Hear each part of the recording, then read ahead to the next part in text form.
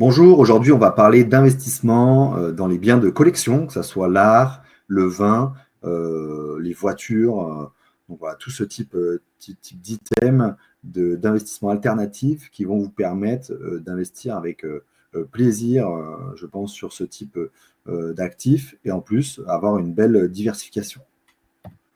Donc, je me présente, Michael, fondateur du cabinet Mallet Conseil et de plusieurs sociétés qui gravitent dans l'investissement. On accompagne nos clients sur pas mal d'items et bien évidemment les actifs de collection pour gérer et optimiser leur patrimoine. Et derrière, vous avez toutes mes coordonnées. Le cabinet, le siège social du cabinet Mallet Conseil se situe à Lyon. Et autrement, on gravite sur tout le national et à l'international. Donc, pourquoi investir dans l'art et le vin? Donc, tout d'abord, on est sur des actifs qui sont robustes, de très grande qualité. Donc, ça fait aussi tout son attrait à l'investissement dans les œuvres, etc., et le vin et les voitures de collection. Et deuxièmement, vous avez un investissement qui est plaisir. Souvent, quand on va investir sur ce type d'actifs, on aura aussi une appétence au vin, on aura une appétence à l'art, on aura une appétence aux voitures de collection. Et ça va vous permettre de diversifier intelligemment votre patrimoine, tout simplement. Et vous serez décorrélé des marchés financiers. Donc ça aussi, vous ne serez pas sujet à la volatilité boursière que vous pourrez avoir. Et en plus, vous aurez un investissement qui est plaisir. Donc, ça peut avoir un intérêt, bien évidemment, sur votre patrimoine. Et vous avez un rendement qui a des possibilités qui peuvent être très attractives. Donc, l'état du marché de l'art. Donc, on peut voir, donc on a quand même de gros volumes, on a une légère augmentation, mais on voit que c'est constant et ça se maintient depuis 2009 à 2023. Là, on s'est arrêté à 2023, mais on voit qu'on a une stabilité du marché et qui croît quand même depuis quand même pas mal de temps. Donc, pour l'aspect marché de l'art, vous pouvez voir qu'à 40%, on est sur de l'art contemporain. Et après, on a des œuvres sur 14%, ça va être l'après-guerre. Mais voilà, autrement, le marché se situe la plupart du temps sur l'art contemporain à pratiquement la moitié du marché. Et derrière, vous avez les peintures à 64%. Donc là, vous pouvez voir que le marché se concentre, plus de la moitié du marché se concentre sur des peintures et qui vont être de l'art contemporain. Et derrière, autrement, vous avez les sculptures à 12%, mais au final, c'est très minime. Donc voilà, si demain vous voulez investir et que ce soit le plus liquide possible, vous serez sur de l'art contemporain et de la peinture. Donc l'état du marché du vin, donc vous avez un indice qui est performant et qui vous permet d'analyser la performance du marché secondaire du vin, donc, qui est le livre X100. Donc ça regroupe et ça évolue, ça met l'évolution des 100 grands crus les plus échangés au monde. Et souvent, vous allez avoir du Bordeaux, du Bourgogne et un peu de Champagne. Donc là, je vous ai mis une liste. Voilà, la liste de tous les crus qui sont référencés. Donc vous avez du Lafite Rothschild, donc là on est sur le Bordeaux. Vous avez du Dom Pérignon pour les amateurs de champagne.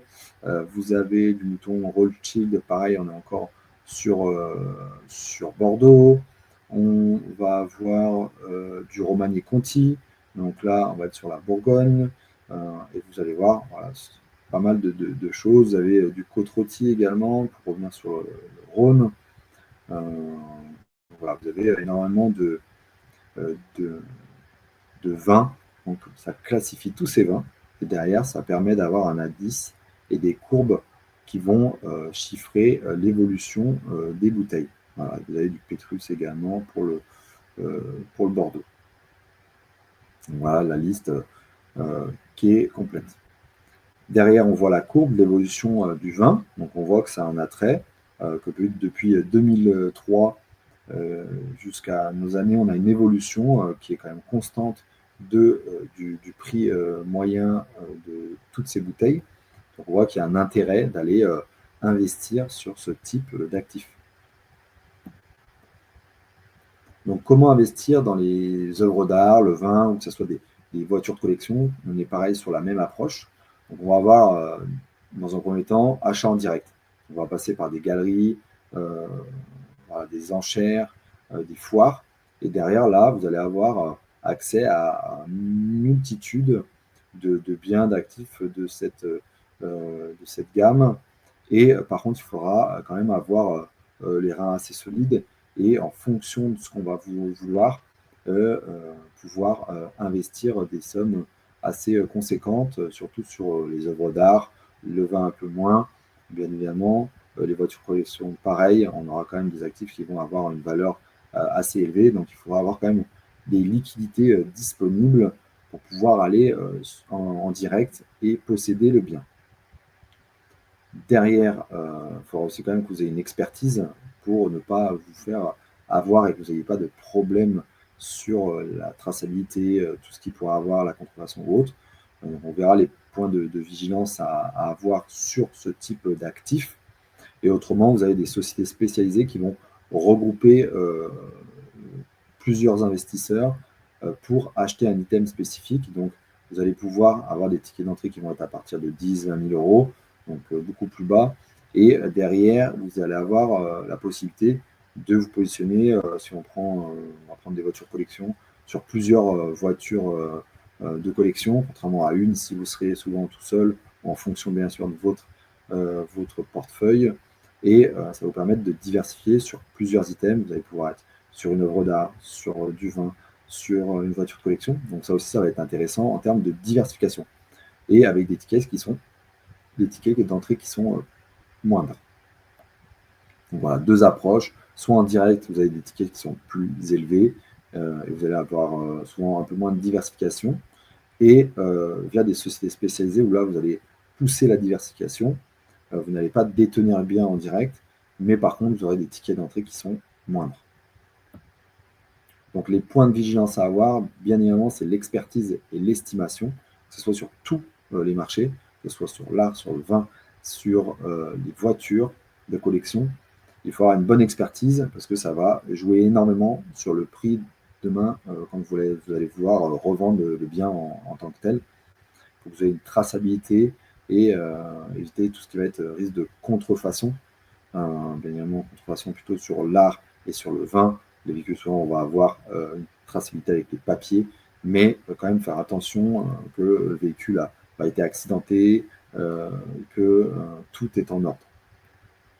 Et aussi, vous allez avoir le stockage si vous le détenez en propre et autrement sur des solutions financières en tant que telles, de regroupement. Là, vous n'aurez pas de problème de stockage, bien évidemment, ça sera assuré par la société qui s'en charge. Donc, vous allez avoir des risques de liquidité. Souvent, c'est un marché qui est moins liquide, contrairement à la bourse, où on va vendre ses actions très rapidement, ou les cryptoactifs, crypto-monnaies. Donc là aussi, pareil, c'est très rapide à vendre. Par contre, il ne faut pas vendre au mauvais moment. Mais là, voilà, on va être plutôt sur un horizon 5 à 10 ans minimum de conservation. Et il faudra se mettre en tête qu'on va garder le bien plusieurs années. Donc la fiscalité sur ce type de bien, donc pareil, vous avez deux approches. Soit vous avez une solution financière. La plupart du temps, vous serez à 30% de prélèvement forfaitaire unique, donc le PFU. Là, ça regroupera l'ensemble. Donc l'impôt sur le revenu, 12,8%, et les prélèvements sociaux qui sont de 17,2%. Et l'ensemble, vous aurez 30%. Vous avez fait par exemple 1000 euros de bénéfices, et ben, vous aurez 30%, donc 300 euros qui partiront à l'État. Et autrement, vous avez la détention directe qui est différente. Donc là, vous avez une taxation soit forfaitaire au taux de 6,5%. Donc là, ça va être sur l'ensemble du prix, et pas uniquement la plus-value, l'ensemble du prix. Vous aurez 6,5% à reverser. Ou autrement, vous allez avoir un prélèvement de 36,2. Là, c'est si vous désirez, vous avez une option. Donc là, vous décidez de ne pas être forfaitisé à 6,5 sur l'ensemble du bien. Vous voulez un prélèvement de 36,2 qui va diminuer avec les années. Donc là, le 36,2, c'est toujours l'impôt sur le revenu, donc qui est 19%, et les prélèvements sociaux qui sont 17,2. Et le regroupement va faire 36,2 sur ce type c'est des biens meubles, on appelle ça, et uniquement sur la plus-value.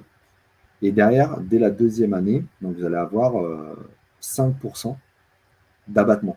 Donc plus vous allez conserver le bien, bien évidemment, il faudra des factures qui prouvent la date d'achat, mais plus vous allez conserver le bien, et ben, plus vous allez diminuer en fiscalité. Et au-delà de 22 ans, vous n'aurez plus d'imposition. Donc voilà, deux approches différentes. Vous conservez le bien très longtemps, et ben, vous allez opter pour cette solution, cette fiscalité, ou autrement, vous faites un forfait 6,5 pour régler l'impôt. Et toutes les transactions sur ce type d'objet d'art, que ce soit de la collection, que ce soit le vin, etc., et bah, vous avez en fonction du prix de cession. Donc si ce prix n'excède pas 5 000 euros par transaction, et bah, derrière, vous n'aurez pas de fiscalité tout simplement. Donc là aussi, vous pouvez avoir une approche fiscale. Si on prend des bouteilles de vin, des bouteilles qui seraient vendues moins de 5 000 euros, bah, vous n'aurez pas de fiscalité dessus. Donc, ça peut aussi être un plus. Donc, voilà, à comprendre et à connaître. Donc, soit la flat tax pour des solutions financières, ou autrement, derrière, en détention directe. Donc, forfait de 6,5 sur le prix global, ou autrement, juste sur la plus-value, et derrière 36,2. Et en fonction des années, donc, vous allez avoir moins de fiscalité, et au bout de 22 ans, donc plus de fiscalité du tout. Voilà. Bien à connaître, comme je dis toujours, il faut connaître bien évidemment les actifs sur lesquels vous investissez, mais il faut connaître la fiscalité parce que ça va impacter autrement votre rendement. Donc là, je vous mets un petit bonus. Vous avez autrement la location d'une œuvre d'art. Donc ça se fait beaucoup sur des sociétés. Vous avez une société, vous voulez ajuster voilà, vous voulez avoir des optimisations fiscales. Vous allez faire un LOA sur une œuvre d'art.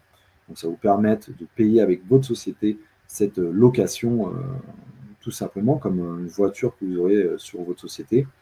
Et derrière, ça va impacter l'intégralité de votre chiffre d'affaires. Et du coup, vous allez payer moins d'impôts. Et à terme, vous allez pouvoir racheter cette œuvre. Bien évidemment, il faut que ça soit cohérent pour ne pas avoir de problème avec le fisc. Mais vous pourrez le racheter à titre personnel et le revendre. Donc là, vous allez pouvoir reprendre de la liquidité grâce à cette approche stratégique. Et donc, vous avez une condition par contre, c'est que la société, votre société, doit s'engager à exposer l'œuvre dans ses locaux et derrière qu'il soit accessible quand même soit au public, soit aux salariés. Voilà, il y a quand même des règles à respecter pour ne pas avoir de problème fiscal derrière, mais ça peut être une très bonne approche sur votre société pour optimiser votre fiscalité.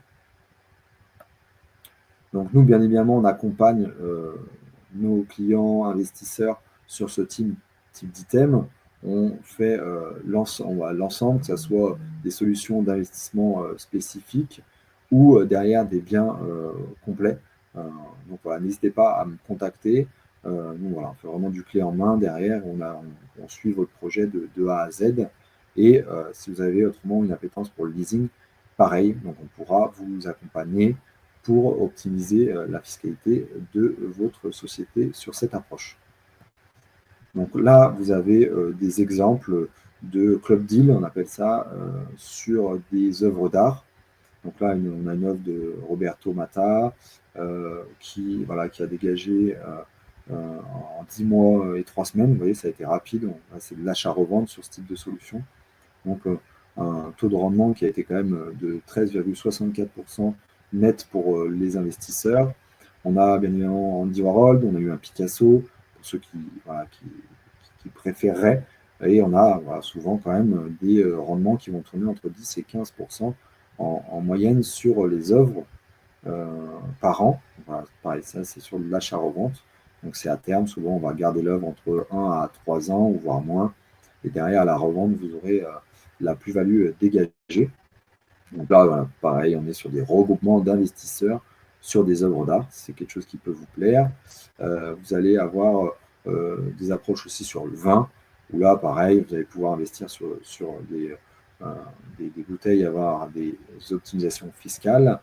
Le vin, souvent, on va être un petit peu moins, mais on peut souvent sur une approche nette de fiscalité. Donc ça, c'est intéressant comme les montants sont moins élevés.